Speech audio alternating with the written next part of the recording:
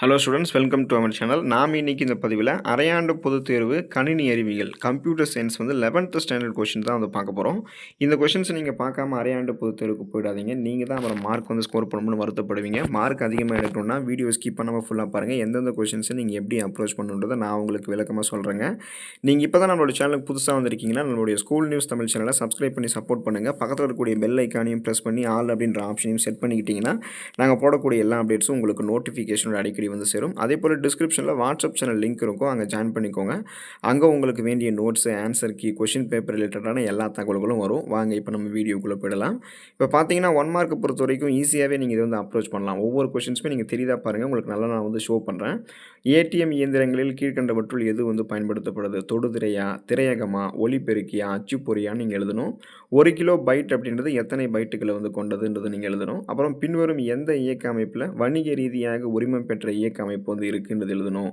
அப்புறம் சாளரங்களில் ஒரு கோப்பினுடைய மறுபெயரிட பயன்படுத்தக்கூடிய குறுக்கு வழி விசை என்னன்றது எழுதணும்.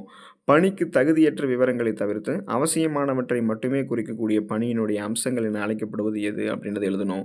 தென் C++ஐ உருவாக்கியவர் யார்? அவருடைய இதை நீங்கள் எழுதணும். அதுக்கப்புறம் பல வழி கிளை பிரிப்பு பற்றி நீங்கள் குறிப்பு எழுதலாம். அப்புறம் பார்த்தீங்கன்னா நிரலினுடைய செயலாக்கம் எந்த செயற்கூறிலிருந்து தொடங்கும், அதை எழுதலாம்.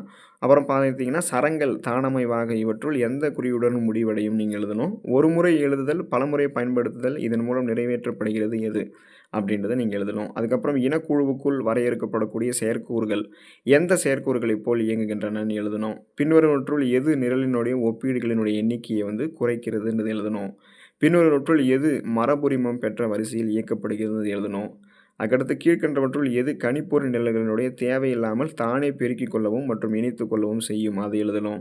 தென் ஒற்றை பக்கம் மற்றும் ஒற்றை அடுக்கு 12 சென்டிமீட்டர் விட்டம் உள்ள டிவிடியினுடைய மொத்த கொள்ளளவு எவ்வளோன்னு எழுதணும். ஸோ இந்த ஒவ்வொரு 1 மார்க்குமே இம்பார்ட்டன்ட் தான்.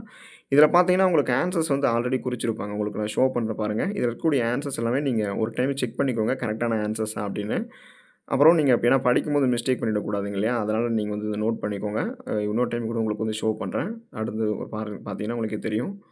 11th கொஸ்டின் வரைக்கும் ஷோ பண்ணுறேன்னா, ஸோ தென் 12th 13 14 15 வரைக்கும் உங்களுக்கு ஷோ பண்ணிட்டேன். பார்த்துக்கோங்க, நோட் பண்ணிக்கோங்க, நோட் பண்ணி படிச்சுக்கோங்க. இது வரைக்கும் நீங்கள் எந்த 1 மார்க்கும் படிக்கலனாலும் பரவாயில்லைங்க. இதையாவது நீங்கள் படிச்சுட்டு போங்க, நல்ல மார்க் நீங்கள் ஸ்கோர் பண்ண முடியும்.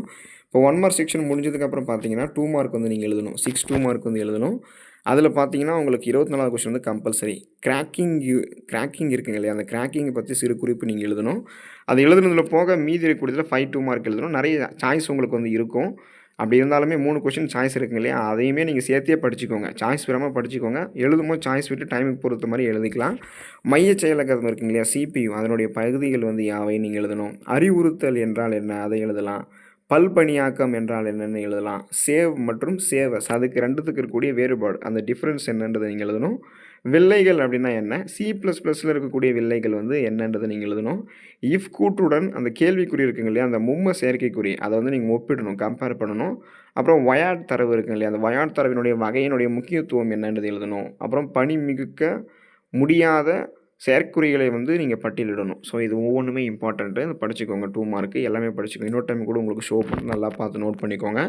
அடுத்து பகுதி 3 வந்தீங்கன்னா உங்களுக்கு 6 3 மார்க் நீங்கள் எழுதணும். அதில் 33வது கொஸ்டின் கம்பல்சரி. அது பார்த்தீங்கன்னா ஒரு ப்ரோக்ராம், அந்த ப்ரோக்ராம் நீங்கள் நோட் பண்ணிக்கோங்க. C++ நிரலினுடைய வெளியீட்டு நீங்கள் எழுதணும். இன்க்ளூட் இருக்கும், ஓப்பன் ப்ராக்கெட்டு, க்ளோஸ் ப்ராக்கெட் எல்லாமே இருக்கும். அதில் எப்படி நீங்கள் அந்த இது நிரலினுடைய வெளியீட்டை எழுதுறீங்கன்றது தான் சாய்ஸ்.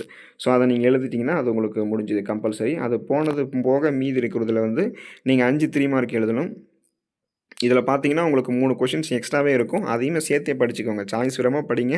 எழுதும்போது சாய்ஸ் விட்டு எழுதிக்கலாம். ஒவ்வொரு கொஷினுமே இம்பார்ட்டன்ட் தான். ஏன்னா இப்போ நீங்கள் இதிலேயே சாய்ஸ் விட்டு ஈஸியாக இருக்கிறதெல்லாம் படிச்சுட்டு போனீங்கன்னா, ஒருவேளை அந்த கொஷின்ஸ் கேட்காம போயிட்டாங்கன்னா நீங்கள் சென்டம் மார்க் எடுக்க முடியாமல் போயிடுங்க. அதனால் நீங்கள் எல்லாமே படிச்சுக்கோங்க.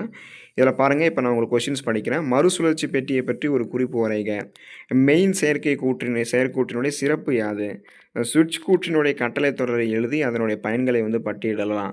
அப்புறம் செயற்கூறு முன்வடிவம் நிரல் பெயர்ப்புக்கு எந்த தகவல்களை வழங்கும்? அணி அப்படின்னா என்ன, அதனுடைய வகைகள் எழுதலாம். அப்புறம் செயற்கூறு இருக்குங்க இல்லையா, அந்த செயற்கூறு பணி மிகுப்பிற்கான விதிமுறைகள் யாவை? ஒரு இனக்குழுவை தருவிக்கும் போது கவனத்தில் கொள்ள வேண்டியவை யாவை? குறியாக்கம் மற்றும் மறை குறியாக்கம் பற்றி எழுதுக. இதெல்லாம் நீங்கள் எழுதணும். இன்னொரு டைம் கூட உங்களுக்கு ஷோ பண்ணுற, நல்லா பார்த்துக்கோங்க.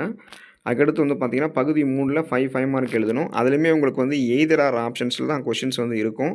ஆனாலும் நீங்க என்ன பண்றீங்கன்னா, எல்லாத்தையுமே சாய்ஸ் விடாம படிச்சுக்கோங்க. எழுதும்போது டைம் பொறுத்து நீங்க பிரிச்சு நீங்க வந்து எழுதிக்கலாம். ஆனா ஒவ்வொரு கொஸ்டினுமே படிச்சிடணும். எப்போதுமே நம்மகிட்ட ஒரு கொஸ்டின் பேப்பர் குடுக்குறாங்கன்னா, அதில இருக்கக்கூடிய கொஸ்டின்ஸ் எல்லாம் நமக்கு தெரியுதா? டீச்சர்ஸ் நடத்தியிருக்காங்களா? ஸ்கூல் புக் பேக்ல தான் இந்த கொஸ்டின்ஸ் எல்லாம் இருக்கா? நம்ம இதுக்கு முன்னாடி படிச்சிருக்கோமா? பெண்டிங் விட்டுருக்கோமான்ற எல்லாத்தையுமே நீங்க அப்ரோச் பண்ணிடணும். இதில பாருங்க கொஸ்டின் படிக்கிறேன் பாருங்க. கணிப்பொறியினுடைய பல்வேறு தலைமுறைகளை வந்து விளக்கலாம்.